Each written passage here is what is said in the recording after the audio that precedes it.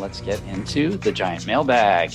What crazy thing did City do this week? It's time for Mattress Running the Numbers. Ready for the main event? The main event. Frequent Miler on the air starts now. Today's main event, luxury lodging on points. We're going to talk about the many ways you can book luxury lodging with points, hotel points, credit card points, different kinds of points, and get outsized value so that you could stay at some unbelievable properties that you would never have thought to pay cash for, but you could do it with points and get away with it that way. Yeah, that's really I don't know, it's become the fun part of the game for me, is going to places like that I would never have thought to go to. Even just today, we were in the car talking about some places to extend a trip that it just never would have crossed my mind to do that before our points and miles. So I think this is kind of the fun part of the hobby, especially on the hotel side, because you get to spend days at this place. I mean, we often talk about flight redemptions, but the hotel redemptions, arguably could be more important for a lot of people since you spend more time there. So it'd be fun talking about some of the luxury options for that today. But before we get deep into that, I want to remind you that you can always find the timestamps in the show notes. So if you want to skip ahead to a specific segment or you want to return to one, because we've got a jam-packed show today with stuff that maybe you'll want to go back and listen to again, remember, you can just check the show notes for those timestamps. And wherever you're watching or listening, don't forget to like the video, give us a thumbs up, leave a comment, let us know what you thought, let us know what we got right or what we got wrong or how you think about it differently in the comments. We love to hear from you. So there you go. All that out of the way. Let's see. We need to drag out this week's giant mailbag. Yep. Today's giant mail comes from Matt. Matt says, I recently subscribed to your YouTube channel after many months of viewing many of your videos and reading blog posts on your website. I appreciate all the knowledge and wisdom that you've put into your content. I have a question and a request regarding positioning flights. In my recent frequent miler content exploration, Greg mentioned positioning flights. I've yet to go on a positioning flight in order to then fly on a valuable flight award redemption. My skepticism about using this potentially amazing strategy can be explained by the uncertainty that travel brings. Flights get delayed and canceled to varying degrees. So how do you weigh this into how viable and reliable a positioning flight will be in being able to fly on the subsequent flights that are dependent on the positioning flight for a given trip? And just as an aside, what we mean here by positioning flights is when, like, let's say you've booked an incredible flight, maybe Etihad First Apartments from New York City to Abu Dhabi, but you don't live near New York City, so you book a separate flight, with a different airline. You book that flight to get to New York City in order to fly onward. That's a positioning flight. So that's what Matt is talking about here. And he goes on to say, please share an experience when a positioning flight had not gone to plan. Perhaps share a positioning flight from hell type of experience. Okay, so I decided to share this one today because this past week I posted about a trip that I'm hopefully taking soon, and maybe by the time you've listened to this. But in that post, I talked about how I have a extremely suboptimal positioning flight. I had no choice. If I wanted a particular flight, I had no choice but to book a flight that is scheduled to arrive 12 minutes at Newark before the recommended 30 minutes before boarding of the next flight. Oof. And we would never recommend that to anyone. No, let's be clear. Never, ever, ever recommend that to somebody. Right. This is a do as he says, not as he does type of a moment right here. Exactly. So I do think it'd be a great idea for us to do a show about what you should do when booking positioning flights. But I thought I'd bring up this piece of giant mail today because it's kind of funny from a point of view of, like, I very well may soon have that positioning flight from hell type of experience that I can report on the show. I hope not. We will report on it in our next show. Well, hopefully. but wait. So that begs the question then. Do you not have any other positioning flight from hell stories? Like, have you not had any other fails with your positioning flights? Not that I can think of. How about you? No, no. And so I think that was what stood out at me when I saw this question, was that, people often plan around what might go wrong. And, regular operations are called irregular because they don't happen regularly. I mean, yes, obviously flights get delayed and canceled all the time. And I'm sure that a lot of people listening have a horror story of some sort. But truth be told, like I don't travel as much as many business travelers do, but I probably travel far more than most leisure travelers do. Sure. And in the last like 10 or 15 years, I think like one or two times I've had a flight canceled and maybe one more, a significant delay in all of that time and lots of flights. So, I mean, maybe I have above average luck. I don't know. But the bottom line is that I don't really worry about that too much. Now, I do worry about it in the sense that I would not book a flight that arrives 12 minutes before the 30-minute boarding cutoff or whatever for Greg's international flight. I worry in the sense that I would book a positioning flight that's many hours in advance where there's at least another flight as a backup option that I could have that leaves later if the first one gets canceled for some reason. Sometimes if it's a big one, then I would position the day before so that I know that I'm going to be there. And that's what, to me, a lower end hotel free night certificate is for, those overnight airport stays before an important flight like that. So, but Greg's right. We could have a whole show where we talk about those things. But the bottom line is that I do these from time to time, not tons of the time because I live near New York where there's a lot of flights, but I've done enough positioning flights and not had a problem by just following some best practices. So we'll have to talk about what those best practices are on a future show. That was a good question about that It one. Good was. It request. was. All right. Let's skip over card talk for this week. So we got a jam-packed show. We're going to go to What Crazy Thing, because we got a lot of crazy things. What crazy thing did Marriott Bonvoy do this week? Marriott Bonvoy. They obviously listened to our show, and they were listening when we discussed the fact that if you really want to get on the crazy thing segment, do something crazy on a Wednesday, because we generally record on Thursdays, and so it'll be on our mind. So Wait, before you Marriott go any was like, farther, I'm going to say that somebody probably thought you were facetious when you said Marriott definitely listens to the show, obviously listens to the show. You probably thought Greg was being facetious, but wait until he shares the rest of this, because then you might be like, well, maybe they really did listen to the show. Go ahead. Go ahead. Okay, so I posted about Hyatt's implementation of Mr. and Mrs. Smith. We're going to talk about that later in the show. It was not complimentary, and Carrie posted a funny video about it to our social media, to Instagram, and Marriott Bonvoy commented on that post. And so it wasn't just crazy that they comment on the post. That wasn't the crazy thing. What was surprising. The crazy thing is what they said. They wrote, "Fortunately for our guests, we don't play games with welcome gifts, points, and awards at luxury locations such as St. Regis, JW Marriott, W Hotels, the Luxury Collection, and more, but that's just us." Look at Marriott trolling Hyatt in our Instagram feed. Like, it was hilarious on a number of levels. But first and foremost, not foremost. First, it was hilarious because they were obviously not only paying attention to what was going on in the hotel loyalty space, but with it enough and understanding it enough to see like a funny reel that Carrie had posted that was meant to be humorous for those of us that are really into the hobby. So funny that they noticed it, picked up on it, understood, knew what it meant, took the initiative to comment with something relevant, but that's not the only reasons it's funny. No, it's funny. Yeah, on more levels than that. So the biggest one, and the one that slammed us both like right in the face is like, we joke all the time about how much Marriott plays games with their benefits. I mean, we need a freaking huge award chart to figure out whether or not you're going to get a breakfast benefit at a Marriott hotel. And so the idea of Marriott, of all the brands, saying that is just hilarious. I have to consult like a matrix, like a post that we have that's got all the details to figure out if I'm going to get breakfast. Just today, I was at lunch with my wife and we were talking about staying at a hotel, and she's like, "Well, would we get breakfast there?" And I'm like, "You know what? Hang on, let me check," like because I didn't even know the answer. So yeah, Right. So then after thinking about it a while, I reread their post and was like, wait a minute. They didn't say they don't play games at any Marriott hotels. They say they don't play games at St. Regis, JW Marriott, W Hotels, the Luxury Collection, and more.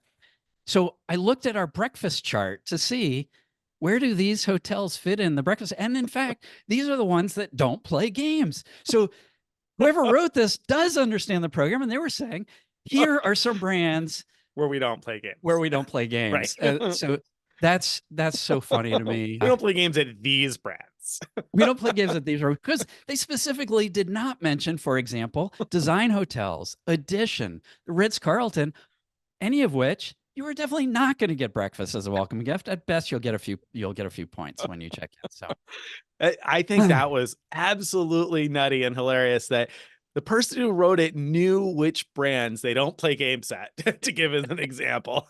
Because right. even you and I would have struggled a little bit. We'd been like, wait, autograph collection? Is that like tribute portfolio? Do they play games at that? I can't remember. I got to check. Look at is it a hotel in the US or abroad or what? Like, so they had to know where they don't play games. That's hilarious. Seriously. Yeah.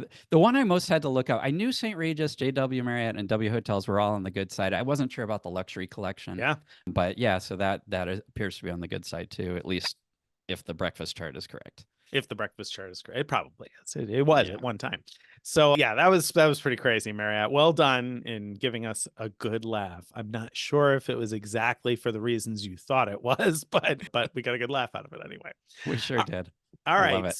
So that's that. Oh, by the way, there will be a link to the post I should mention in the show notes or the link to the post that explains when you'll get the breakfast benefit or when not. It has searchable charts basically. So it depends on whether you're staying at a resort or a hotel and if it's in the US or if it's in Europe or whatever, but you can search for the brand and figure out what breakfast benefits you have or if it needs to be chosen as a welcome amenity, because at some brands you have to choose it. It's not, let me say, it's not as hard as figuring out if you're eligible for another Marriott credit card. Right. But close. That's a much more difficult problem to solve. And you have to be careful because you check in more than once before. I've been like, or the desk agent has said to me, so you want the points for the welcome amenity, right? When like clearly I would have wanted the breakfast if I was playing games. Yeah, like I wasn't one of those brands. See, they were playing games at a different brand, Craig. They don't play games. Right. At the particular brands mentioned, they're trained not to play games. Not to play games, but otherwise there may be games being played. So all right, don't bother writing in with your own experiences of where those particular brands did play games. I am absolutely sure they do too. Right. All right, so let's move on to this week's Mattress Running the Numbers. So for Mattress Running the Numbers, we've got a transfer bonus, a 30% transfer bonus from American Express membership rewards to Virgin Atlantic Flying Club. That seems like a pretty good deal. Is that exciting or what? It's it's always good if you need the points to get a transfer bonus. Absolutely. I guess my question, I'll ask it of you, Nick, is would you transfer speculatively to get 30% extra Virgin Atlantic points? No, I wouldn't. And we should mention, by the way, this runs through May 31st. So it's valid from now until May 31st of 2024.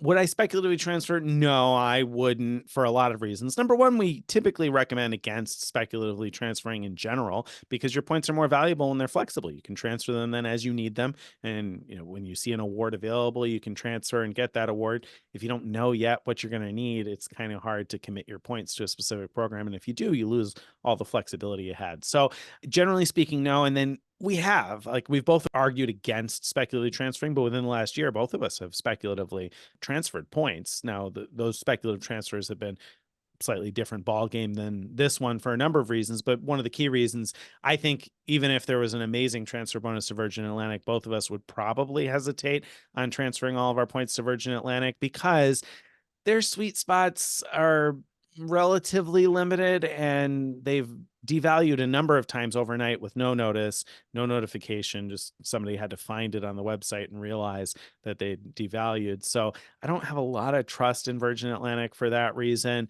There are some good sweet spots. And if you do redeem Virgin Atlantic miles very regularly and you've got tons of Amex points, well, maybe I could see the argument for it. But I think for most people, it'd be a bad idea to Yeah, totally. Virgin Atlantic's sweet spots are just too specific, and so as opposed to like Avios would be one I would consider if I was low on them because you can move them around to the different Avios programs, and one or the other probably has a decent deal for whatever you want to do.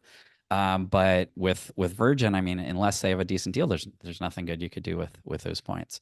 Yeah, and like Air Canada Aeroplane's another one where I might consider speculating because they've got like 41 different airline partners. So there's like an infinite number of awards that could be a good deal or for a variety of situations. Whereas with Virgin Atlantic, primarily the best uses are going to be flying Delta One to Europe, which is great if you can find it, but it's not the easiest award to find by any stretch. Right. Or maybe Air France or KLM flying blue to Europe.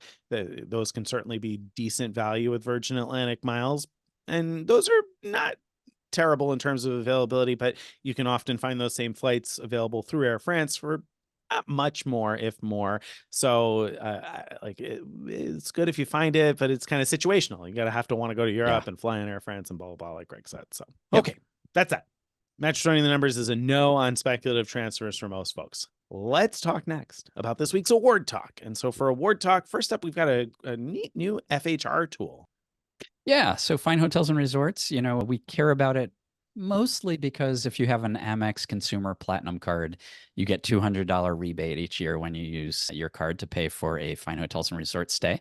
And the cool thing is there's this website called maxfhr.com, which is brought to you by the same people that make Max My Point, which is a tool for you could set alerts for when award space opens up at hotels, for example. And Max FHR is just a free tool that makes it super easy to browse through and find fine hotels and resorts properties. You can filter to ones that are $200 or less if you want to get a nearly 100% rebate and it's lightning fast because it caches results. I don't know how often it updates, and when you pick a property, you can see the prices. You can see a whole calendar of the whole year of prices right away. It's super easy, just super easy, super fast. If you're at all in the market for a fine hotel and resort stay, you should check it out because it's there, easy, free.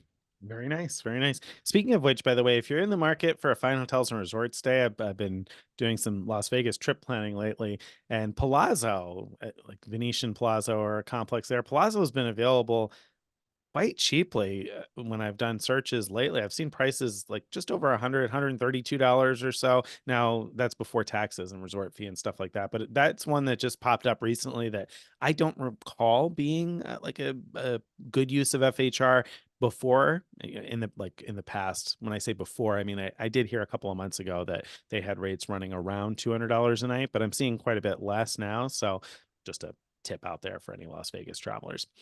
All right. Next up, we have Equinox. Equinox is a fitness gym, fitness club chain. I don't know Equinox well. I'm not trendy enough, probably, or urban enough to be very familiar with Equinox. And I say that because they're mostly located in major urban centers. So you got like New York, Miami, Los Angeles, Chicago, etc. I live in the middle of nowhere, so I don't have any Equinox locations near me, but it came up this week because we have, well, for the last several years now, the Amex Consumer Platinum card has come with a benefit related to Equinox. And that benefit these days is a $300 statement credit, or I should say up to $300 in statement credits, either for a digital membership via the Equinox app. You can join the app and have fitness classes, I think, on the app, or an annual membership at one of those fitness locations, which again are in major cities for the most part around the US. Some exceptions to that, I guess. But anyway, the reason this came up this week is because a reader gave us a hot tip, and that is that many of the Equinox locations have spa services. They have massages and facials and things like that. And they price nicely if you're looking to use an annual $300 statement credit.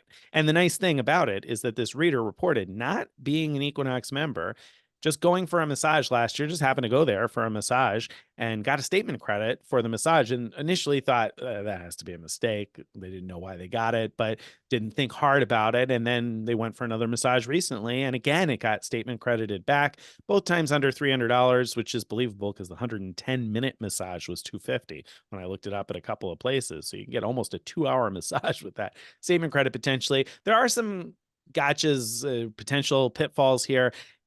It says in your Amex login that you need to enroll in the Equinox benefit, and it takes you to the Equinox website to join as a member in order to enroll in the benefit. However, this person that commented said they have not been a member and are still getting the statement credits. So my interpretation of that is that probably Amex is sending you to enroll as an Equinox member and not that you need to click the enroll button on the Amex website. But I could be Yeah. wrong, so don't shoot the messenger if this doesn't work out if you're not a member. But if you're not a member of Equinox and you have no interest in joining, but you do have an interest in a massage, it might be worth trying to book one and using your Consumer Platinum card to pay for it to see what happens.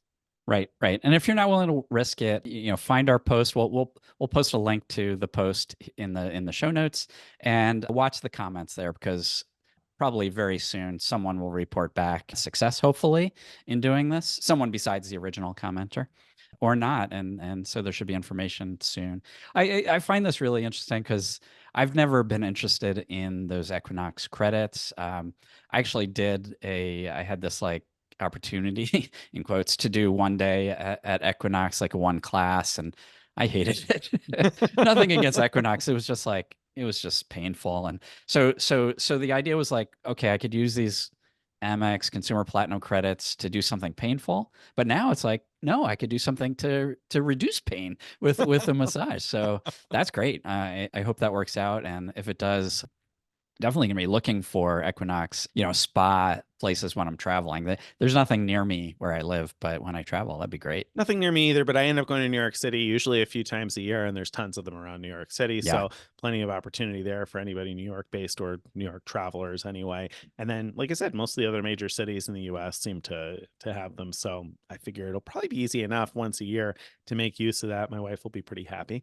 So we'll see. We'll see how that works out. Maybe I'll see if I can get a data point on that coming up and report back with that. Anyway, that's that piece of award talk. Next piece of award talk. Tell us about Bilt, Greg. Bilt added a new blade benefit. What's up here? Oh, well, let's talk first about their rent day promotion. Bilt I skipped right over that. You know why I skipped over it? I know why you skipped over it. They're out with an exciting new rent day promotion. No, it's not exciting at all. It might sound exciting to you at first blush. They say you can redeem your points towards rent and get 100% of your points back to be used towards the Bilt Home Collection from April 25th to May 1st. So the first part of it sounds great, right? Like it's basically like getting free rent. Free rent. Pay with points and get the points back. But you have to use the points for the Bilt Home Collection, which is like specific products that they show you on their app that you could redeem points for. When you pay with points for rent, you're getting 0.55 cents per point value. So just a twidge over half a cent per point value.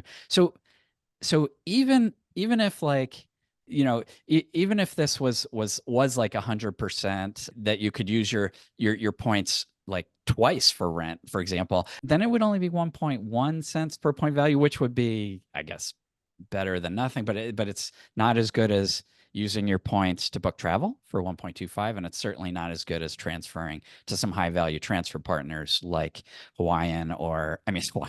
Wow, Greg, you picked out like probably the least valuable. This segment brought to you by Hawaiian Mileage, Hawaiian Miles. I was trying to say Alaska Airlines is what I really mean, and easy slip of the tongue. Very similar places. To my defense, Alaska is trying to buy Hawaiian, so maybe those miles become just as valuable in the long run, but for now, don't transfer your points to Hawaiian. That would be. But Greg's core point here stands that there are better ways to use your points for much more value. There was something intelligible in all that babbling. Yes, that's what Nick means the there. And the main point here is just don't do it. The rent day thing is a bad deal. Right. Okay, so we got that rent day, bad idea. Don't do it. And actually, we should also say, they'd only be worth. You get 1.1 cent, and that's if you valued it at 100%, right? And this Bilt Home Collection is like not stuff I would value it. No, exactly. First of all, I'm sure they overpriced them, so I'm sure that the value of your points is nowhere near like a penny each. Right. And then you'd have to actually want the thing. So you'd have to want the thing. You'd have to want to pay the full sticker price for it, and then you're getting sort of the equivalent of 1.1 cent, which isn't even that good to begin with. So it's just. Yeah. I tried quickly before the show to see if my son's chess set, it was still in that collection. I didn't do it. Not the chess set. Come on. Don't do it. Okay. No.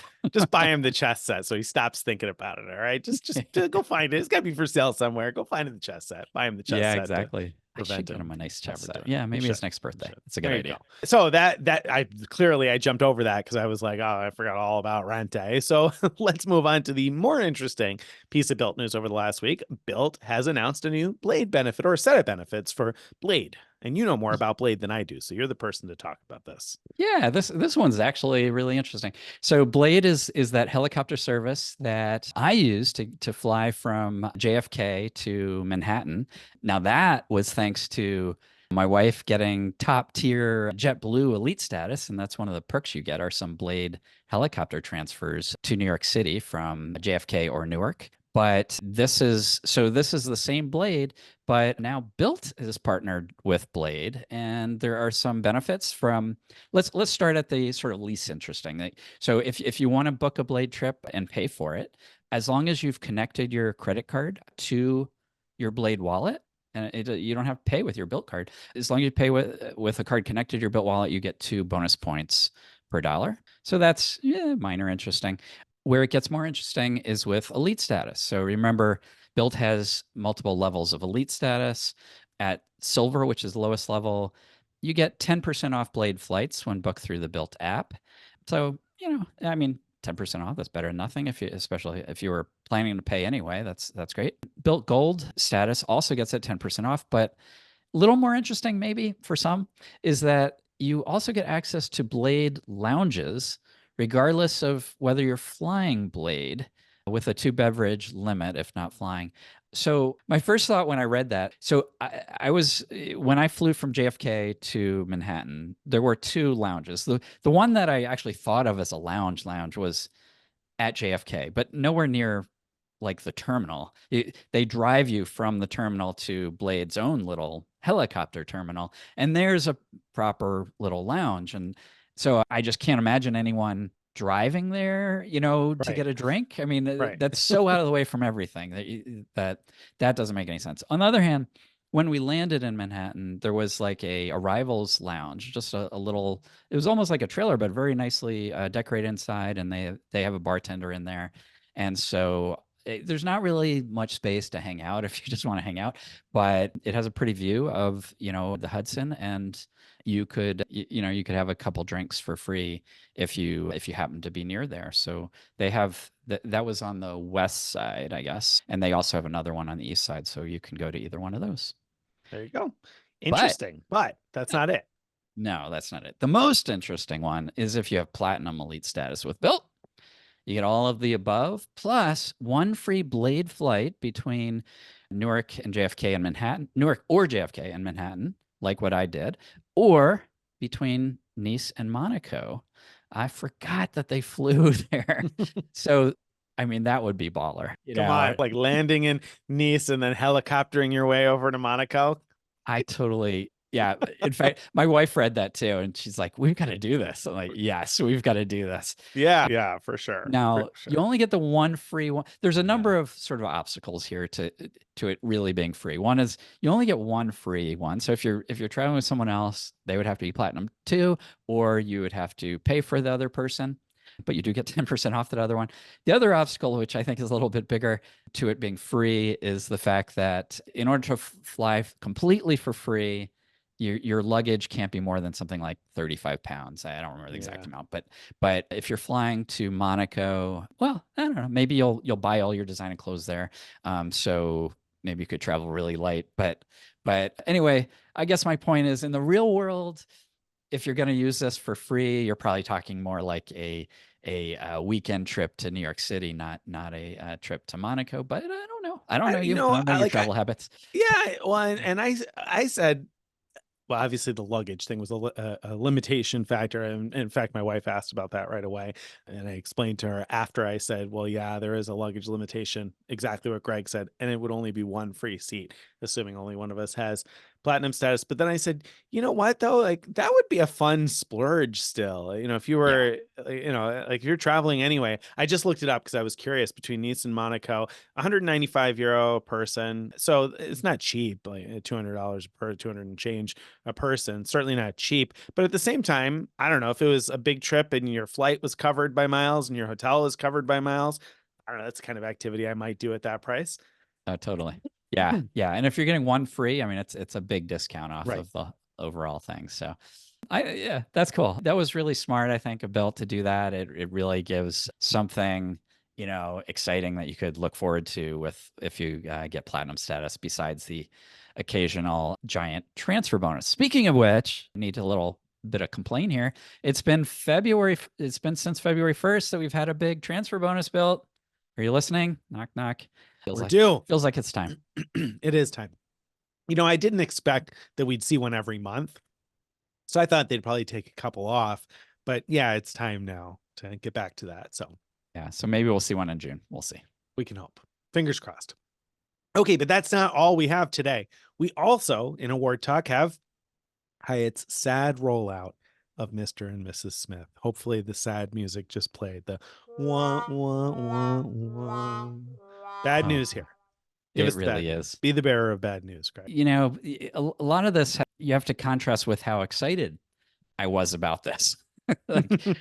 So when Hyatt bought Mr. and Mrs. Smith, I started looking up properties in the Mr. and Mrs. Smith collection, and it's a vast collection of many incredible properties, some that I knew about already and had already wanted to go to, but they're way too expensive for me to pay for without having some way to do it with points and getting a good value. And so I was very excited about it, especially because the way they had done SLH before was relatively good. They had jammed them into their award charts. And so even the most expensive, like $2,000 a night or higher property, maxed out at 45,000 Hyatt points per night because of the award charts. So that's what I was expecting. But it's not that at all. Great expectations were not met. No, but let's before we talk about the bad news, let's say the good news. There's over 700 properties already online that are bookable in the Mr. and Mrs. Smith portfolio, bookable through Hyatt, and more than 60 more are coming on May 15th because those properties were also part of the SLH collection that Hyatt had in its catalog before, and so I think kind of technically they don't want to bring them online before May 15th because they're honoring that old relationship until May 15th. And so it'd be confusing. So anyway, so those will be coming online. You can earn 5 base points per dollar on your paid stays as a Hyatt member, and also any elite bonuses you're owed. Like if you're a top tier globalist, you get that 30% bonus. So you earn a total of 6.5 points per dollar on paid stays as a top tier globalist. You'll earn elite qualifying nights on your Mr. and Mrs. Smith stays as long as you're booking through Hyatt. And those stays will count as a brand, Mr. and Mrs. Smith brand, towards Hyatt's Brand Explorer. That's where for every 5 Hyatt brands you've stayed at across your lifetime, you get a free night certificate, category 1 through 4. And for globalists, you will maybe possibly kind of, in some cases, get a room upgrade upon check-in based upon availability. Right. Hey, so that made it to the good news list. Right. That made it to the good news list. Exactly. The other piece of this that I've seen in almost every blog post that I've read, and I glanced over a number of them, it's been in the good news, is over 700 properties are already online. And I'm like, yeah, I mean, there's an infinite number of properties I can book online that I don't want to book. Like, like that. It doesn't really help unless you were already planning to pay or okay with paying for one of these. And there are some that are reasonably priced. So, maybe there's one that you are actually going to pay for, and okay, great. It's online now. You can book through Hyatt. You can earn Hyatt Elite credit, but tons of these properties, doesn't matter to me. They were already online before, and they were as relevant to my life as they're going to be today because of the bad news. Right. Actually, let me just, before we go on, let me just expand on that good news a little bit, because there are reasonably priced properties out there. We did see that in most of the cases, or many cases, the pricing through Hyatt isn't any different than you'd find elsewhere. And it certainly seems to totally match what you'd get booking through Mr. and Mrs. Smith directly. And so if you were going to book one of those anyway, now you're getting the 5 points per dollar, and a stay credit, elite credit towards elite status. So I think that's actually really good news. If you're into staying these boutique hotels, but you also are into having Hyatt Elite status and stuff, then those two together are good. I mean, it's not super exciting, but it's good. All right, bad news. The number one bad news thing is that there's no award chart. They moved to 100% dynamic award pricing. We looked at a bunch of rates after tax and compared to the point price. And usually you're getting close to 1.4 cents per point, but sometimes it's considerably worse than that. Sometimes it's just under 1 cent per point. So, even at 1.4, like when we've looked at redeeming points for Hyatt's own hotels in the past, we've seen a median. So that means like 50% of the time you get like 2.1 cents or 2.2 cents, somewhere in that range, or Or better better. value per point. So Yeah. half the time you're getting better than let's just say over 2 cents per point, just to make it simpler. And here we're saying the best you're going to get is 1.4. So it's become a really poor use of your Hyatt points, sadly. Yeah, like on average, you'll get 50% more value or better, right? If you're booking a Hyatt property than the max that you can expect, as it seems right now, anyway, based on all the searches we've done Yeah, at a Mr. and Mrs. Smith. So, right. it's just that's a big bummer. And it's not just a bummer for that, but we'll come back to why it's not just a bummer for what it is. But it's definitely a bummer because we're used to being able to get great value out of Hyatt points. And this is a poor value of Hyatt points, and B, like a poor transfer of points. If you were going to transfer points from Chase Ultimate Rewards, for instance, to book this through Hyatt, that's probably not a good idea, especially if you're a Sapphire Reserve holder, and maybe even if you're just a Sapphire Preferred holder, because you can use points booking through Chase at 1.25 cents per point, or with a Sapphire Preferred, or 1.5 cents per point with a Sapphire Reserve, and probably in some cases get the same property for fewer points. Now, of course, you probably wouldn't get Hyatt Elite Night credit and you wouldn't earn your Hyatt points. So there's reasons why you might not want to do that, but Yeah. it probably wouldn't make sense to transfer to Hyatt. I don't think in most cases to book Right. these anyway. And then, of course, obviously you can do far better with lots of other things. And that's not all. Also, following up with more bad news here. This is pretty minor, I think, but the Hyatt credit card is not going to recognize these properties as Hyatt. So you're just going to earn 1 point per dollar with a Hyatt credit card. So ironically, you're going to want to use your Wells Fargo autographed journey card that earns 5x at hotels It is. at the Mr. and Mrs. Smith properties. You also can't use your free night awards at any of these. Because remember, these are free night awards with Hyatt are all based on categories, category 1 through 4, category 1 through 7. And Mr. and Mrs. Smith properties are not in categories. But you would say, but what about that ultimate free night award? That's not bound by categories. No, I can't use that one either. Is bound by Hyatt properties, apparently, by non Mr. and Mrs. Smith properties. Well, it's yeah. I Not mean, so they have ultimate. exclusions also against like the homes and villas, so it's not as ultimate as it should be, given that you have to stay 150 nights in a year in Hyatt hotels in order to get one of these puppies. Also, other than the chance of an upgrade, there's no other elite benefits that you're eligible for. So if you're hoping for free breakfast, now I think a lot of Mr. and Mrs. Smith properties already provide breakfast as part of the deal, but for those that don't, you're going to be paying for it. So Yeah, and not with your World yeah. of Hyatt credit card.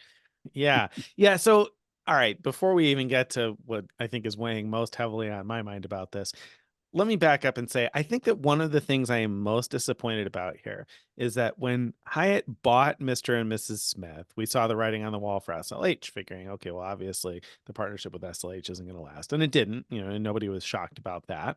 But I think that Hyatt implied anyway that buying Mr. and Mrs. Smith was going to allow for a tighter integration, for like a closer Yeah. partnership with Mr. and Mrs. Smith, something again tighter between the two. And if this is tighter, then I don't know what kind of a scale they're measuring on, but it's broken.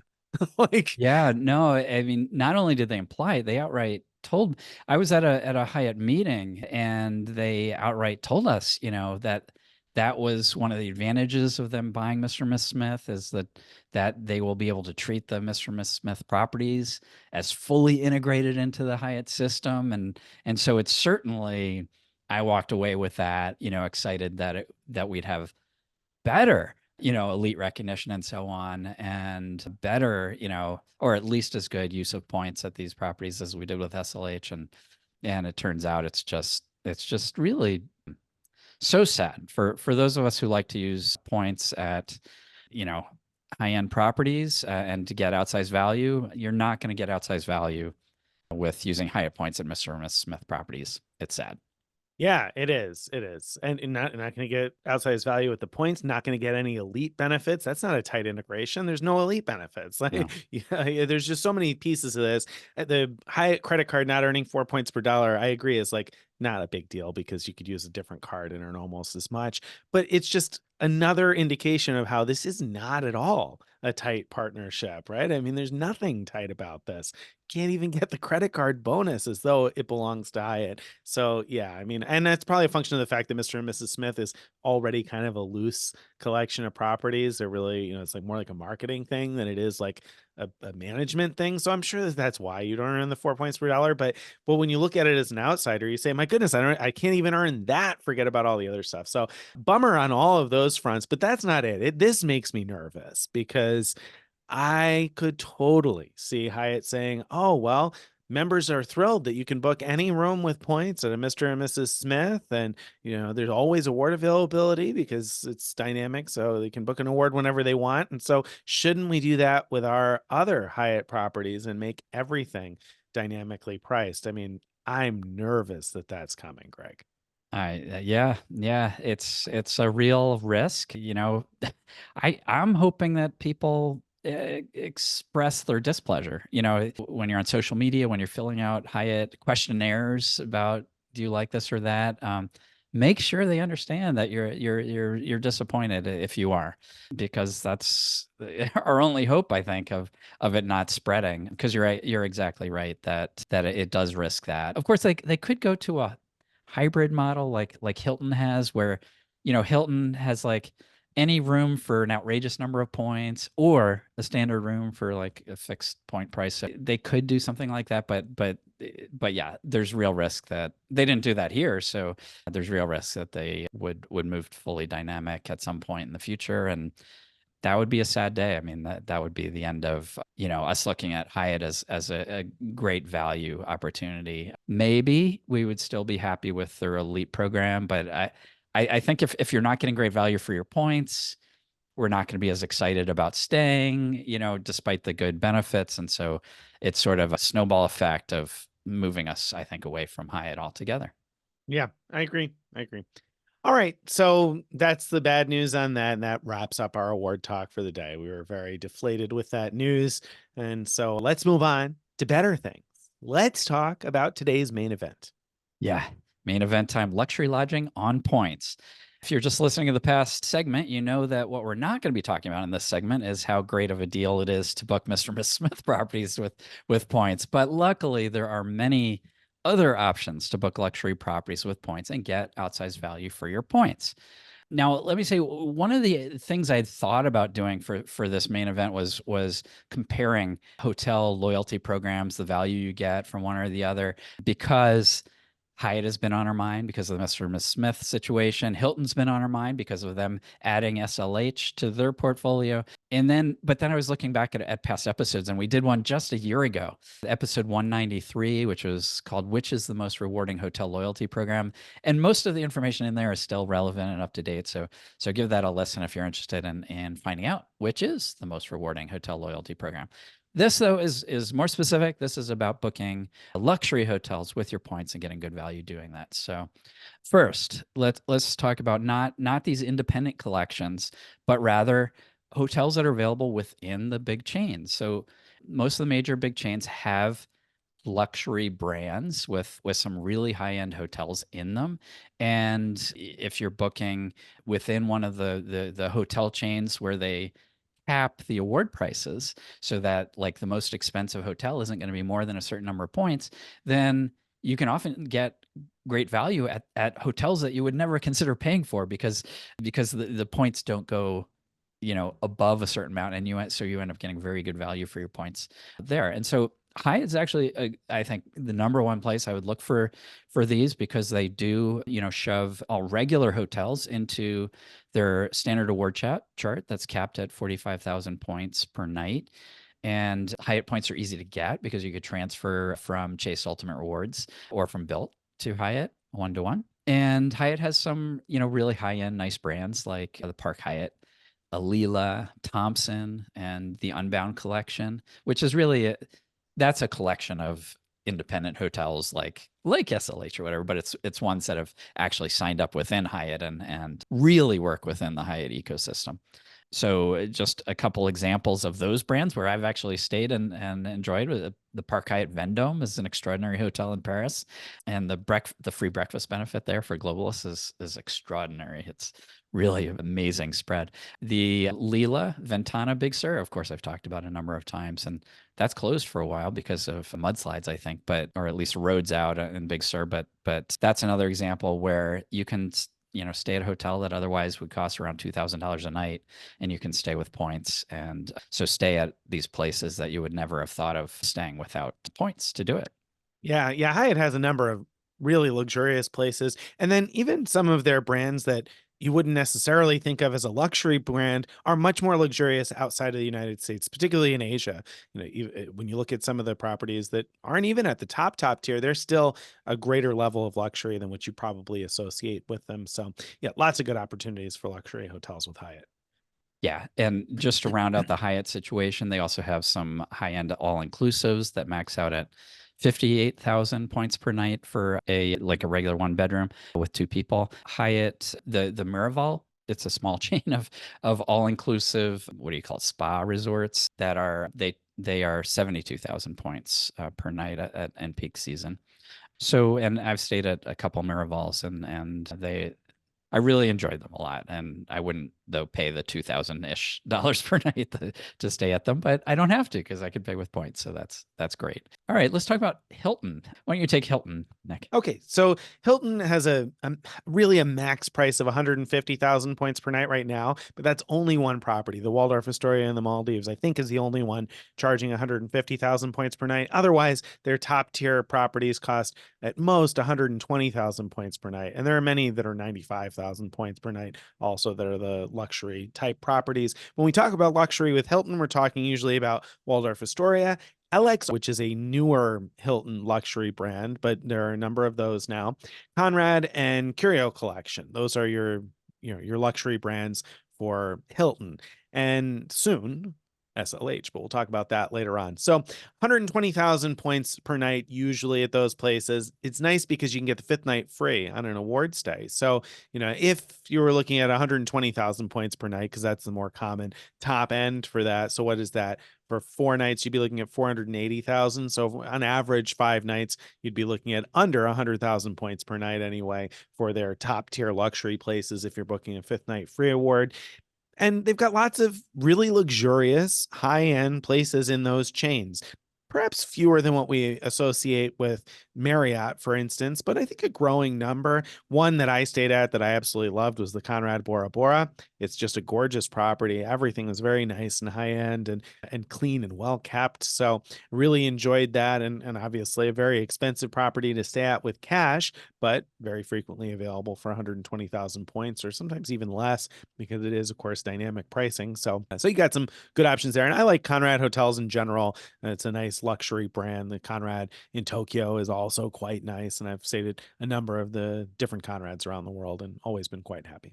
Yeah, yeah, and they've been building out their higher end properties seems pretty aggressively. So that's a good trend to see more and more of those in my mind because I enjoy doing the luxury hotels with points for sure.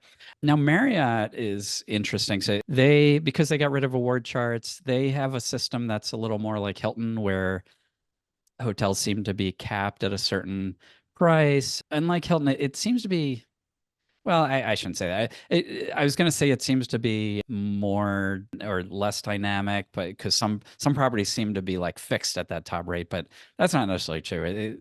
It is like Hilton in that they somehow behind the scenes come up with a top price. It seems like that's what's happening anyway. The most I've seen for the majority of Marriott hotels is 150,000 points a night. There's a couple of special things, like there's Ritz-Carlton Reserve, that's going to be more. There's the North Island, that's what, in the Seychelles, I think, right? That's going to be way off the charts. But for all of their regular luxury hotels, which are really high end, don't get me wrong, you shouldn't be seeing more than 150,000 points these days. Their high-end brands are like Ritz-Carlton, St. Regis, JW. Now, JW, I didn't used to think of as like super high end, but they've started to build out some super high end hotels in the Yeah. JW collection. So it's there. W is another one, and the Luxury Collection and Edition. Now, of those, Ritz and Edition are ones that even with platinum status, you're not guaranteed free breakfast, They do but play games at those. they play games, yes. With Marriott, you get these, if you're paying with points entirely, you get the stay 5, pay 4 benefit, which means it's sort of like fifth night free, except what they do is they take off the cheapest night out of the 5 nights if they're priced differentially. Some examples of ones that are really special. Nick has stayed at St. Regis Bora Bora. That looks terrific. It is. It is. It's true. It's where, if you ever seen the movie Couples Retreat with Vince Vaughn, that's where they filmed it. So the fictional hotel in the movie was actually the St. Regis. So, and they play it 24 hours a day on one of the TV channels. So if you just really want to look at it on the TV instead of walking around, you Instead can. of walking around. Yeah. That seems like such a bad idea, but yeah, you could do that. Another one worth pointing out, we've talked about before, is a JW Marriott Masai Mara Lodge, which is a luxury safari camp in Kenya. And I just looked at that earlier today, just looked at the award calendar on Marriott's website, and it seems to range from about 106,000 points per night to 150,000 per night. But again, this is one of these that, cost often over $2,000 a night. And so the point value can still be very good, even though you're paying those very high amounts of points. A couple downsides on the Marriott situation is that unlike Hilton and Hyatt, like there's not a good value way to earn lots of Marriott points. So yeah, you could earn 2 points per dollar, like with the Marriott credit card, but the other ways of earning like more than 2 points per dollar, like using a Chase Ultimate Rewards card to earn 3 points per dollar or 5 points per dollar, is bad value with Marriott because you could be transferring those points to Hyatt, and Hyatt's points are worth a lot more. Remember, we talked about Hyatt points cap out for regular types of hotels, top out at 45,000 points per night versus Marriott's 150,000. So if you transfer your Chase Ultimate Rewards to Marriott, you could think of it as like you're getting 1/3 of the value that you could be getting with Hyatt. Now, it doesn't always work out that badly, but that's like sort of on average, that's how bad that is. So that to me is one big downside of Marriott. And also, unlike Hilton, but similar to Hyatt, Marriott's free night certificates are capped. And so you're not likely to be able to use a free night certificate at one of these at the highest end properties. So they do have these 85K free night certificates that where you could add up to 15,000 points to them. And so you could stay at a hotel that costs up to 100,000 points, but anything above that, you just can't use a free night certificate at all. Which is definitely a bummer. But I will say I've been surprised lately. And when I say lately, I mean like the last couple of weeks and searches I've happened to do where I've seen properties that I didn't expect to be available with a free night certificate that were. The St. Regis, New York, I hadn't seen in a long time under 100,000 points, but I've recently done searches for a couple of times I'm going to be in New York City where it would be available with an 85K free night certificate. And you do have to click through in the search results to actually see that because they'll often list the low price being like a cash and points on an upgraded room, and you can't use a cert on that.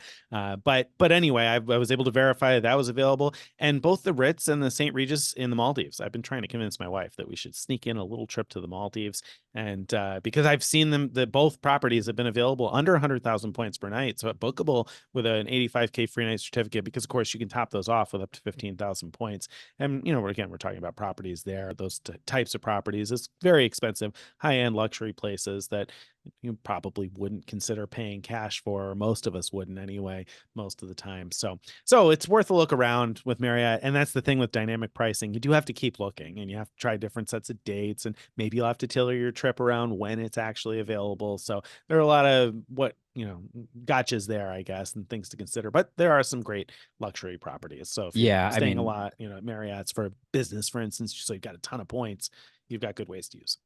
Right. Yeah. And that's absolutely, I should have mentioned that one good way to earn Marriott points is actually if you have elite status and you're actually paying for Marriott stays, they reward most stays with 10 points per dollar. Then you get your elite bonus and everything. So you could actually earn a lot of points that way. the old-fashioned way by staying at Old-fashioned way. hotels. It's not the way we like to earn our points. But Hilton, Marriott, and Hyatt are not the only shows in town, right? What does IHG got for us? Yeah, so IHG has some high-end brands. That probably the highest end is Six Senses Resorts, which they bought Six Senses a number of years ago now. They still haven't incorporated them all into the IHG program. So I think last count there were something like 16 of them. I don't know how many there are total, but that are bookable with points. But the bad news there is they charge so many points for these things that it can be stunning, the point price. They also have other luxury brands like Regent, Intercontinental, Vignette. I'm not familiar with that, but that came up on their website. And Kimpton, which I mean, it's not really a luxury. It's sort of more of a higher end brand than a luxury brand, I think. But some of their properties probably qualify as luxury. Vignette, you're not And familiar with because the first one in the US opened, I think, last year, I think is what it was. I stayed there in DC. I wouldn't put it in the same category as the rest of those, at least not the first one I stayed at. all right, well, so that's easier then, not to have to think about that one. The Six Senses properties that look incredible, and I would love to stay at one. And there are some things that can help there. One is that if you have a certain IHG credit cards, you get the fourth night free. So that can bring down the point price by 25%, which is great. And if you don't have enough points, you can often buy points on sale for half a cent each. So it's pretty easy to get the number of points you need. And I think you'd often see that, especially if you have the card, so you're getting the fourth night free, that you'd be paying for the stay. You'd be paying way less for the stay by buying the points and using the points to book the stay. Also, because some of those properties have resort fees that are based on the paid rate, like a percentage of the paid rate. And so in those cases, you don't have a resort fee at all if you're paying entirely with points. And so you save that way as well. And so yeah, IHG, it doesn't have nearly the number of luxury properties as some of these others, but they do have some, and you can earn 3 points per dollar from their credit card just for all spend, and then a lot more for different categories, like up to 10 points per dollar at IHG hotels, for example, from the credit card itself. Plus, you get all your elite bonuses and stuff, so you can earn a lot with paid stays at IHG properties. Yeah, and we've talked about how you can earn elite status from spend on an IHG credit card. It's $40,000 spend on the IHG Premier Business Card, and we've said that could be a good value for some people. And if you are one of those people that is looking at a stay at one of these properties, then we're speaking to you with that and saying, that might be worth it, because getting free breakfast at a Six Senses for however long you're going to be there, for instance, maybe, well, actually, Six Senses is a bad example because I don't know much about Six Senses. Maybe breakfast is free for a lot of people at Six Senses. I assume it's expensive. Certainly at an Intercontinental, normally it's expensive. So if you're going to stay a week at the Intercontinental and, at Bora Bora or wherever, then, you may value that diamond status quite highly. Yeah, yeah. Also, if you're going to stay at Six Senses or Intercontinental at very expensive properties, don't forget about the ability to buy ambassador status with IHG, which is status that's meant to be only for Intercontinental hotels, but also gives you benefits at Six Senses. And it only costs like $200 to buy in, and you get benefits, at least at Six Senses hotels, that I think would be well worth, paying ahead to get those benefits if you just have a single, let's say 4-night or longer stay coming up. I would definitely look into that. If you have a bunch of Intercontinental stays too, then it could definitely make sense. You don't get free breakfast at Intercontinental hotels with that status, but you do get things like 4 p.m. late checkout guaranteed, which you don't even get with IHG Diamond status. So the ideal combination there, if you're staying at Intercontinental hotels, to have Diamond status, so you get free breakfast and have ambassador status, then you get all the goodies. Great. Wyndham. Wyndham is not a chain I normally associate with luxury hotels, Greg. Do they belong in this list?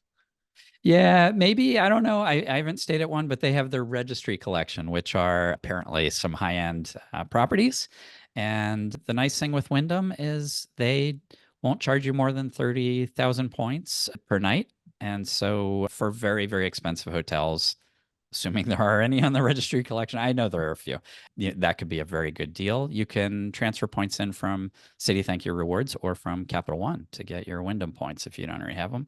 And of course, we love the Wyndham Earner Business Card, which you can get for the welcome bonus, but also get in order to get Wyndham Diamond status, which is their top tier status, and earn 8 points per dollar at both Wyndham stays and for gas at gas stations. You get 8 points per dollar and 5 points per dollar for utilities. So you can earn a lot of points with that card as well. And then, of course, you can match your diamond status to various casino statuses and get free cruises and things that Nick has talked about many All sorts times of fun as stuff. well. Yeah. Yeah. A lot of reasons to like Wyndham. Luxury hotels is not one of the ones that would have come to mind, but I didn't even know about this registry collection until you put together the outline today, and I saw it in there and I was like, the registry collection. What's that? So that was news to me on that one.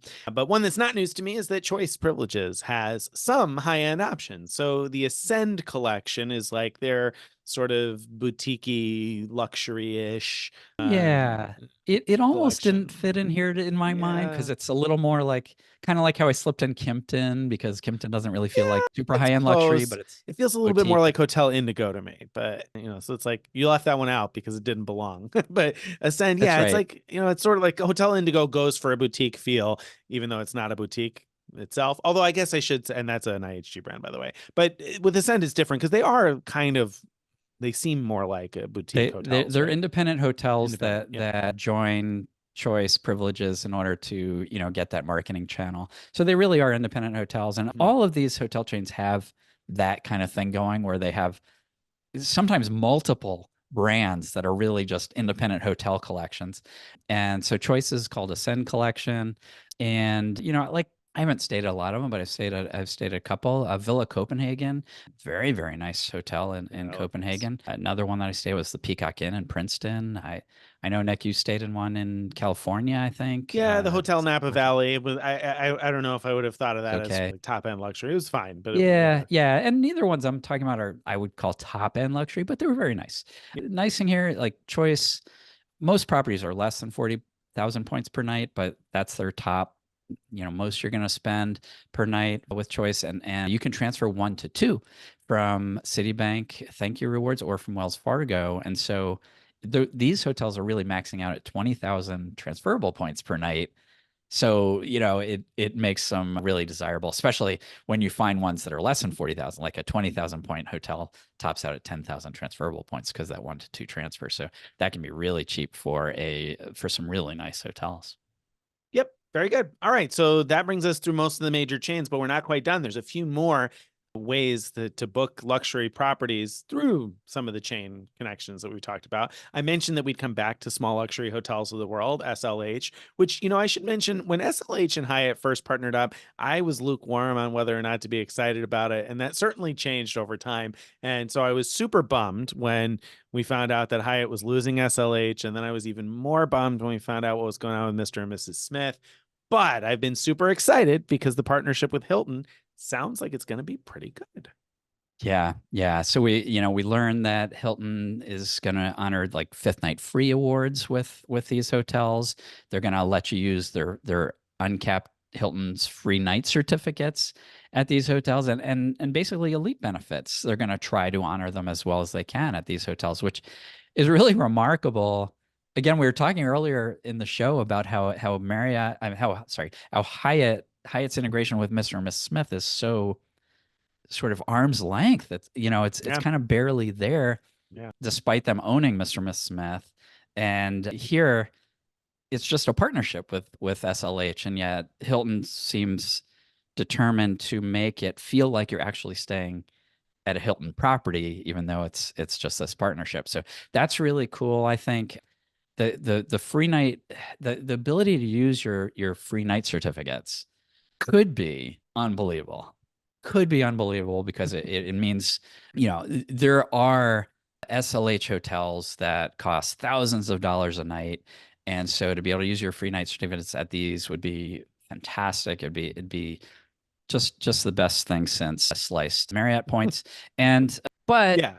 I keep saying could be because we don't know Could be. yet. what Could properties be. are going to be in this collection. And so we're hoping, and let's give a couple examples of what we're hoping for. What are you Grand hoping Hotel for, Nick? Victoria and Lake Como. Come on, let's go. Let's go, Hilton. Get it in there. Yeah, that's we've talked about it a bunch of times before. I loved it. It's a fantastic place. In the summertime, it costs about $2,000 a night, and it's worth it. I would Yeah. dare Yeah. say it's that type of a place. And so being able to use Hilton points or a Hilton free night certificate, I wouldn't be able to get enough Hilton free night certificates if I can go back there now and then, or other places like it. And I think that's really the thing that has me more excited now about SLH, because I've stayed at a couple that have been quite nice, and you have also stayed at a couple that were really nice, right? I really have. And we did a whole coffee break recently about and we talked about some of our favorites. I'll just mention one, the Eichert's Private Hotel in Queenstown, New Zealand, which again is like one of those hotels that cost something like $2,000 a night, and service was spectacular. If we could use free night certificates there, amazing, amazing. So here's to hoping. Yeah. And we're saying amazing because you can get an annual free night certificate from Hilton just by having the Aspire card, which has a bunch Yeah. of other benefits. The Amex Hilton Aspire card has a bunch of other benefits that also make the card worth having. But being able to pay the $550 per year and get a free night certificate that you could use at a hotel that costs $2,000 a night would be a pretty terrific trade, even without considering all of the rest of the reasons why you might want to have the card. And then, of course, you can earn more Hilton free night certificates with spend on a couple of their cards. So you have other opportunities to generate those. So that's why we're pretty excited, because hopefully we'll be able to use those. But again, I think my understanding is what they're going to bring 100 properties or so online this summer at some point is the plan. So we don't This really year, know they this said year. this. So Okay. we should start to see them this summer some point, and then they didn't commit to more than around 100 this Yeah. year. So we'll see. I can't wait to find out what's in there, and hopefully I'm sure the Hilton people I talked to were excited about this too, because they want to go to them, and so I'm sure they're motivated to try to get some of these good ones, but whether they will or not, we'll see. Who knows? See, we'll see.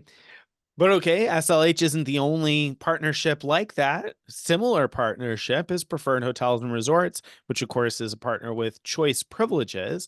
And it's similar in the sense that there are a number of quite nice looking preferred hotels and resorts around the world, but not similar in the sense that while Hilton will probably charge a large number of points for the SLH properties, though we didn't mention that they did say that they would fit within their current, bounds more or less. So I expect them to price it not more than 150K to start.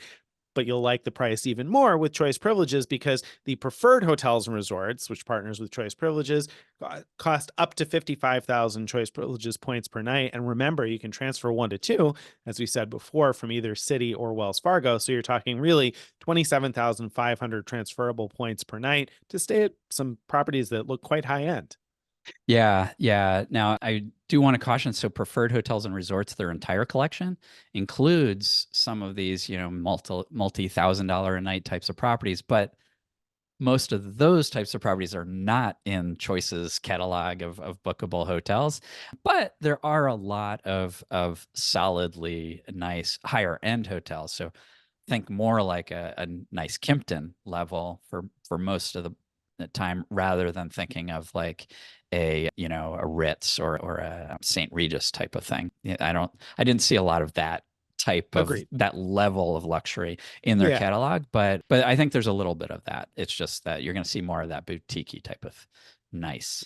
Which is why I said quite nice. They're quite Quite nice. nice. Quite nice. Not Yeah. like whoa, but quite nice.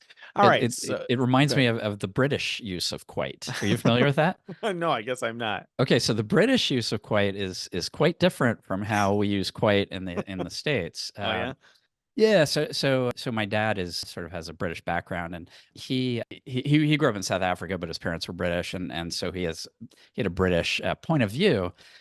And one of his like an annual review, his boss wrote in there that he was quite good at his job, and my dad took that he was scared for his job.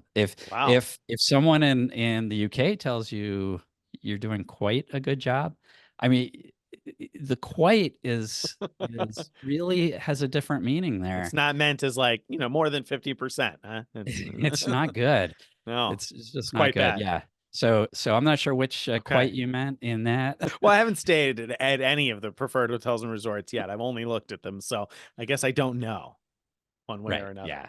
Yeah. whether they're quite nice or quite nice. Well, yeah. So funnily enough, so some of the choice privileges Ascend Collection hotels are also part of preferred hotels, and so can be booked either way. So I have stayed at one, which was the Copenhagen Villa Villa Copenhagen, Copenhagen. and that was quite nice in the American sense. Very good. Very good. All right. And then next up, leading hotels of the world. This is one you've taken a closer look at a little bit, right? Yeah, yeah. So Leading Hotels of the World is a collection of really high-end hotels, and they have their own rewards program called Leaders Club. And Citibank, if you have Citi Thank You points, you have the Premier card or the old Prestige card, you can transfer your Citi points to Leaders Club at what looks like a bad ratio. 1,000 Citi points becomes 200 Leaders Club points, but it works out to getting about 1.6 cents per point value from your Citi points. So it's not a award chart type of thing. You're not going to get, better value at the top end of the award chart like we were talking about before, but you still can get solid value from your Citi points at that 1.6. Yeah, I tried it out at a hotel in Florida, and I was actually really pleased that by being a member of Leaders Club, which you have to be in order to transfer your points, it gave me some benefits automatically, and they actually honored them, and so I got some really nice perks for our stay, and got great value from, or I thought the 1.6 was, I was very happy with that value for that stay. So that's a really nice option, if not sort of like mind-blowing option, as we were so excited about using free night certs at potentially at SLH hotels. So it's not that level, but it's still a really solid another option for high-end hotels. Well, it's a good option if you're a City Thank You Points ecosystem person because you Yeah. don't have a lot of great opportunities for outsized value with hotels with most of the transferable currencies, truth be told, other than, if you got something that transfers to Hyatt, right? I mean, it Right. may be Amex to Hilton when there's a transfer bonus, I guess. But this 1.6 is pretty good for using your transferable points for hotels to begin with, and certainly going to be your best option for booking luxury hotels with your City Thank You Points. So, and if you're earning most of your City Thank You points at 3x at the grocery store or gas station on the City Premier, or at 5x if you got a custom cash card or two, and you're playing the game right there, then that's 1.6 cents per point. It's pretty good. It's a decent return. Exactly. So that's leading hotels of the world. And then finally, last but not least, we got fine hotels and resorts in the hotel collection, which are Amex booking channels. So these are not actually specific hotels, but rather an Amex booking channel. And when you book through Amex Fine Hotels and Resorts or the hotel collection, you get some extra benefits, more benefits at Fine Hotels and Resorts than at the hotel collection. Hotel collection is basically just a $100 property credit that you get for booking through there. If you book through Fine Hotels and Resorts, though, you get a number of benefits: noon check-in based on availability, but a guaranteed 4 p.m. late checkout, usually some sort of property credit of about $100. I've got a stay coming up at Wynn where it's $150, but it's a spa credit. So it's a little bit more money, but a little bit less valuable. So you got a little bit of variance there. And then, of course, potential for a room upgrade and whatnot. We talk about that mostly because the consumer platinum cards, including the vanilla, so to speak, Amex Platinum card, and also the Schwab Platinum card and the Morgan Stanley Platinum card, all come with an annual $200 rebate for prepaid bookings at either FHR properties or the hotel collection. So you've got a way to potentially get $200 off. And in some cases, you might be able to get a decently luxurious hotel for close to free or a nicely reduced rate, depending on what the cash rates were, of course. Yeah. Yeah. So, that one, it's not about booking with points and getting outsized value that way, but any point collector is likely to have a platinum card or have thought about signing up for one at some point for the big welcome bonus. And so I think it's good to know about this other choice of getting value when booking luxury hotels. And if you check out the post about where you can find good value on your or low prices with FHR properties, you'll find that there are some decently luxurious places. I mean, Greg and I stayed at a Four Seasons in Abu Dhabi a couple of years ago, and the nightly rate was like 206 or something like that, I think. And so the $200 credit was almost perfect there. And so, and Four Seasons is a chain that you would typically associate with being a luxury chain. So For sure. there are sometimes opportunities like that. Okay, I think that brings us to the end of the main event and into this week's question of the week. So this week's question of the week, I had a number of good questions come in this week. So it was a hard choice, but I got a pop quiz for you, Greg. All right. Ready. All right, pop quiz. And it comes in from Chris. Chris says, I currently do not have any Marriott credit cards. What's the best way to start on the Marriott credit card journey? I would ultimately like to have the Amex business card, the Ritz card, and the Amex Brilliant card. What's the best way to maximize welcome bonuses? So, Greg, where do you start? Because now, of course, I guess I should have given some context. We, of course, talked about Marriott today and how there aren't many great ways to earn their points. But one of the best ways to earn their points is through credit card welcome bonuses. Though, unlike most credit card systems out there, boy, it's really complicated when it comes to Marriott cards because both Chase and Amex issue Marriott cards, but each side has rules about which cards you can get and which welcome bonuses you can get, depending on which other cards you have or have had or had earned a welcome bonus on in the last 30 days or 90 days or 24 months or whatever the case may be. Yeah. So, Greg, I gave you some time to think. And surely by now you've thought of what's the best way to get the Amex business card, the Amex Brilliant card, and the Ritz card. Yeah, I mean the cheating answer is hey, go look at our post where we show you what all the rules are, and then you could figure it out there. But I'm gonna guess because I haven't looked at the chart for a while. So first of all, in order to get the Ritz card, you're gonna have to have a consumer Marriott card from Chase. So the one that usually has the best welcome bonus is the Bonvoy Boundless. There's also the Bodacious or something. No, I forget what that $150 or $250 one is, what that one's called. But yes, anyway, Bevy, or is that the Amex one? No, that's the So B card. I think that I don't know that you could get the welcome bonus on all three. That's the part I'm not remembering if there's a path to that. So if there's not, what I'm pretty sure you could do is get one of those two, get the welcome bonus. So, and whichever one has the better welcome bonus, I'd say, and then look to upgrade to the Ritz card after you've had it for a year. And then I'm confident that you can get the welcome bonus for the Amex Business Marriott card. So that could be your next one. No. When could you get the welcome bonus? When? Yes. Anytime. Okay. No? You're right. Card you have. Yes. I'm sorry. I'm looking at the chart live. Oh, okay. What I'm not sure about is if you can possibly get a welcome bonus now on the Brilliant card. Was that the other one he wanted? Okay. Wait. So according to our chart, which, yeah, of course I'm going by the chart because that's what I have to go by because I have Sure. to go by a chart in order to know what I'm talking about. Thanks for that, Mary. You don't play games. I know. So when I look at our chart anyway, the Bonvoy business card, that is part of a merge sell that for the Chase Bonvoy Boundless card has both the 24 and the 90 indicated, which tells me that you are not eligible for the welcome bonus if you were approved for the other. So you would not be eligible for a welcome bonus on the Bonvoy business, according to our chart anyway, if you were approved for the Chase Bonvoy Boundless, for instance, within the last 90 days, or if you've received a bonus, a welcome bonus or upgrade bonus in the last 24 months. So if you were to take the path that Greg just mentioned, based on our chart, at least, I think you would not be eligible for 24 months. Wow. That's all right. Well, all right. So I failed the pop quiz. Failed the pop quiz. So, I don't there, but you didn't really fail the pop quiz because there isn't a great answer. So I think, and I'm saying I think because I'm consulting the chart. I pulled it up before we started because I knew I was going to have it here in order to check Greg's work because I wouldn't have remembered that off the top of my head, right? So according to the chart and according to my recollection, you can easily get both the Brilliant card, the Amex Brilliant card, which is the expensive Amex consumer card, and the Amex business card. Like those, having one of those does not prevent you from getting the other one, right? So you can have both of those. So I think my first step, if I were you, is to get the two of those. And then you're going to have to wait a while in order to be able to get the other cards and the Chase cards in the system, because I think you're going to have to wait. What is it? The Chase Bonvoy Boundless. You're going to have to wait 24 months. So it's the same thing. It's going to be the same result.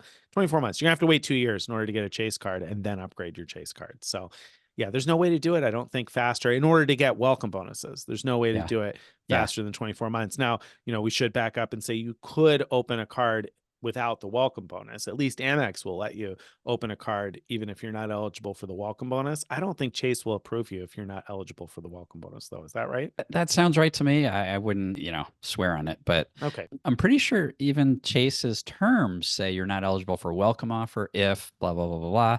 So that sort of implies that it's possible to get approved, but maybe you'd have to call Recon or something and say you're willing to get it without the bonus. I'm not Yeah. sure. At least with Amex, they'll pop it up and say, hey, you're not eligible. Do you want to continue and apply for the card Right. anyway? And, Right. and it's worth a mention that you might want to do that still in some cases. Now, not here to answer this specific question, but like for me, for instance, if I were going to go to the Maldives and stay for an extended period, because I don't currently have Marriott Platinum status, I have Marriott Gold status right now, I might consider getting the Brilliant card even without the welcome bonus, because I would get the Platinum status as one of the benefits of the card and then get breakfast. Now, I wouldn't at the Ritz, the St. Regis Maldives, I would, but not at the Ritz. If I said that, I might have misspoken there. Anyway, if I were going to do that, I would have my wife refer me for the card, because if I get approved, she would still get the referral bonus for me, applying Right. for the card, even though I'm not eligible for the welcome bonus. So we'd still at least get 20 or 30,000 Amex membership rewards points, because she would refer me from one of her Amex membership rewards cards. And right now, as we record this, there's a bonus of an additional 10 points per dollar for 3 months. So she'd also get that on the card from which she refers me, from which she generates the referral link. So it wouldn't be without any bonus at all. It'd just be without the welcome bonus. That's the headline number for the Brilliant card. Right. Right. All right. So there you have it. So I guess the There you answer have is it. get both the Amex cards and then wait 24 months, was it? 24 To months. get Yeah. And then from the bonus. from the bonus. That's right. From the day you earn the bonus. Yeah. To get a Chase consumer card and then wait a year to Another upgrade year. to the Reds card. So Yeah. this is a So it's 3-year plan. long process. Yeah. Yeah. Yeah. So maybe there is a better way to do it then. Maybe you want to start with the Chase card. Now I wish I had known. I wish I knew the answer. Now I feel like if you start with the Chase card, then you wait 24 months in order to get one of the Amex cards, maybe, and then you could upgrade, and maybe you could end up with it in less Yeah. than 3 years, actually, if you go that way. If you start with the Chase card. Uh, All right. Well, I'm sorry I don't have a better answer for you, Chris. I'm gonna have to run the numbers on that. So and hopefully I'll give you an update. Thank you very much, though. If you've enjoyed today's episode and you'd like to get more of this stuff in your email inbox each day or each week, you want to go to frequentmiler.com/subscribe. Again, that's frequentmiler.com/subscribe. Join our email list, follow us on all the various social media, and wherever you're watching or listening, don't forget to give us a like, give us a thumbs up, leave some feedback. We always appreciate hearing from you. If you have a question that you'd like to be considered for a future question of the week or a piece of feedback for the giant mailbag, you can send that too. Send it to mailbag@frequentmiler.com. Bye, everybody.